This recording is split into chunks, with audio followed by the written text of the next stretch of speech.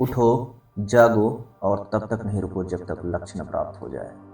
ये अनमोल शब्द उस महान विचारक के हैं जिसने अपने एक भाषण से समूचे विश्व में भारत और सनातन धर्म का परचम लहरा दिया। यह ऐसा भाषण था जिसके एक एक शब्द आज भी लोगों के लिए प्रेरणा है। आध्यात्म और भाईचारे का जो संदेश उस दिन दुनिया ने सुना और देखा, उससे भारत की छवि धर्मगुरु के रूप में और भी सशक्त हो गई। दोस्तों, वेदांत के विख्यात और प्रभावशाली आध्यात्मिक गुरु नरेंद्र नाथ दत्त, जिन्हें हम स्वामी विवेकानंद के नाम से जानते हैं, उनके द्वारा आज से करीब 130 साल पहले 11 सितंबर 1893 के दिन अमेरिका के शिकागो में आयोजित विश्व धर्म महासभा में भारत की ओर से सनातन धर्म का प्रतिनिधित्व करते हुए दिया गया वो भाषण आज इतिहास के पन्नों में अमर है। वह कोई साधारण भाषण नहीं था। तब से लेकर आज तक उसने लाखों युवाओं का मार्गदर्शन किया। दुनिया के सामने भारत की एक अलग छवि बनी। वो शब्द हमें जीवन जीने की कला सिखाते। दोस्तों, आज मैं आपके सामने उसी भाषण के कुछ अंश रखने जा रहा हूँ, बिल्कुल उन्हीं के शब्दों में। बस रिक्वेस्ट करता हूँ कि आप इसे ध्यान से सुनें और अपने जीवन में इसकी शिक्षा का उपयोग करें। अमेरिका के बहनों और भाइयों, आपके इस स्नेहपूर्ण और जोरदार स्वागत से मेरा हृदय अपार हर्ष से भर गया है। मैं आपको दुनिया की प्राचीनतम संत परंपरा की तरफ से धन्यवाद देता हूँ। मैं आपको सभी धर्मों की जननी की तरफ से धन्यवाद देता हूँ और सभी जाति संप्रदाय के लाखों करोड़ों हिंदुओं की तरफ से आपका आभार व्यक्त करता हूँ। इतना कहते ही सभागार में एक अलग ही ऊर्जा का संचार हो गया। तालियों की गड़गड़ाहट के बीच स्वामी जी आगे कहते हैं, मेरा धन्यवाद कुछ उन वक्ताओं को भी जिन्होंने इस मंच से यह कहा कि दुनिया में सहनशीलता का विचार सुदूर पूरब के देशों से फैला है। मुझे गर्व है कि मैं एक ऐसे धर्म से हूँ जिसने दुनिया को सहनशीलता, सार्वभौमिक स्वीकृति का पाठ पढ़ाया है। हम सिर्फ सार्वभौमिक सहनशीलता में ही विश्वास नहीं रखते, बल्कि हम विश्व के सभी धर्मों को सत्य के रूप में स्वीकार करते हैं। मुझे गर्व है कि मैं एक ऐसे देश से हूँ जिसने इस धरती के सभी देशों और धर्मों के परेशान और सताए गए लोगों को शरण दी।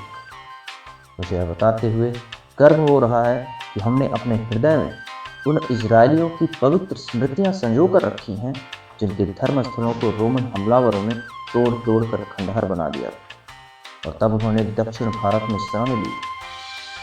मुझे इस बात का गर्व है कि मैं एक ऐसे धर्म से हूँ जिसने महान पारसी धर्म के लोगों को शरण दी और अभी भी उन्हें पाल पोस रहा। भाइयों, मैं आपको एक श्लोक की कुछ पंक्तियां सुनाना चाहूँ जिन्हें मैंने बचपन से स्मरण किया और दोहराया है, और जो रोज करोड़ों लोगों द्वारा हर दिन दोहराया जाता है।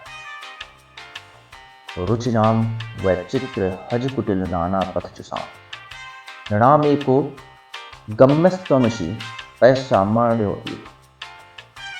इसका अर्थ है, जिस तरह अलग अलग स्रोतों से निकली विभिन्न नदियां अंत में समुद्र में जाकर मिल जाती, उसी तरह मनुष्य अपनी इच्छा के अनुरूप अलग अलग मार्ग चुनता है, जो देखने में भले ही सीधे या टेढ़े मेढ़े लगे, परंतु सभी भगवान तक ही जाते हैं। वर्तमान सम्मेलन, जो कि आज तक की सबसे पवित्र सभाओं में से गीता में बताए गए इस सिद्धांत का प्रमाण है, जो भी मुझ तक आता है, चाहे वह कैसा भी हो, मैं उस तक पहुंचता हूँ। लोग चाहे कोई भी रास्ता चुने, आखिर में मुझ तक ही पहुंचते हैं। इसी भाषण में उन्होंने आगे कहा, सांप्रदायिकताएं, कट्टरताएं और इनकी भयानक वंशज हठ धर्मिता लंबे समय से पृथ्वी को अपने शिकंजे में जकड़े हुए। इन्होंने पृथ्वी को हिंसा से भर दिया। कितनी ही बार यह धरती खून से लाल हुई, कितनी ही सभ्यताओं का विनाश हुआ, न जाने कितने देश नष्ट हुए।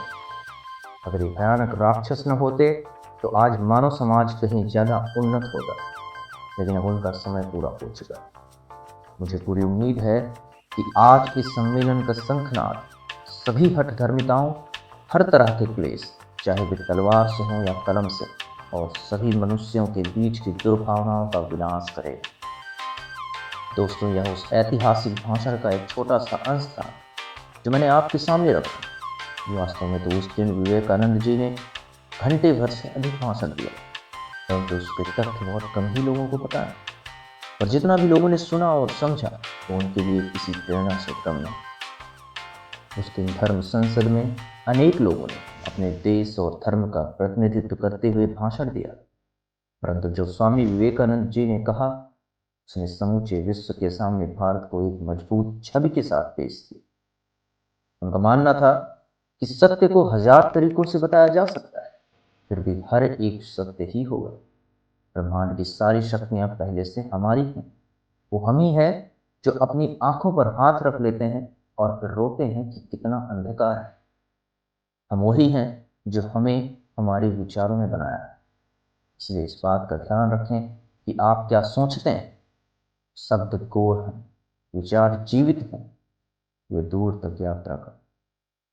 दोस्तों, उम्मीद करता हूँ आज का यह वीडियो आपके लिए स्वामी जी के विचारों को समझने में मददगार साबित हो। आप उनके व्यक्तित्व के बारे में पढ़ें और विश्वास करें, आपका जीवन के प्रति नजरिया बदल जाएगा। दोस्तों, अगर वीडियो पसंद आई तो लाइक और चैनल को सब्सक्राइब जरूर करें। Thank you.